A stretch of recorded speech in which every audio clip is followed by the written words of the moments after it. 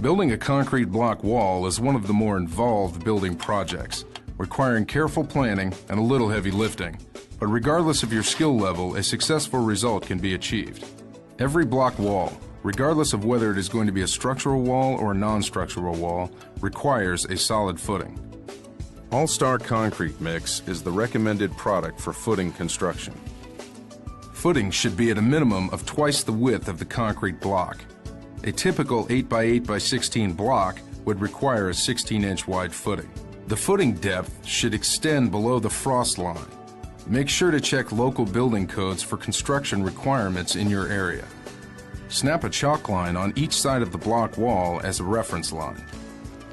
All-Star Mortar Mix is the recommended mortar mix for constructing structural and non-structural block and brick walls.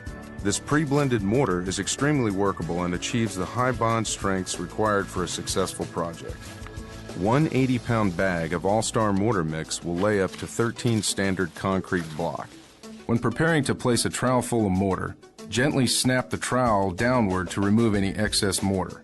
The proper consistency is achieved when the wet mortar will hang on a trowel held at a 90-degree angle. Dampen the footing surface with water and place a 1-inch bed of mortar on the footing.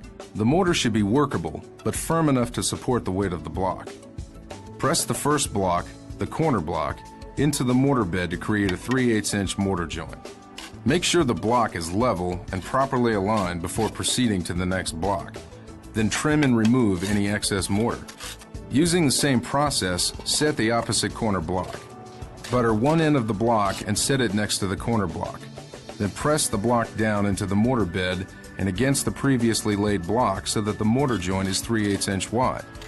Adjust the block so that it is flush and level. Continue this process until the first course is completed. To start the second course, apply a thick mortar bed along the top of the first course. At the end of the wall, set an 8x8x8 half block into the mortar bed with a smooth side facing out. This process will create a very strong running bond pattern that ties the wall together.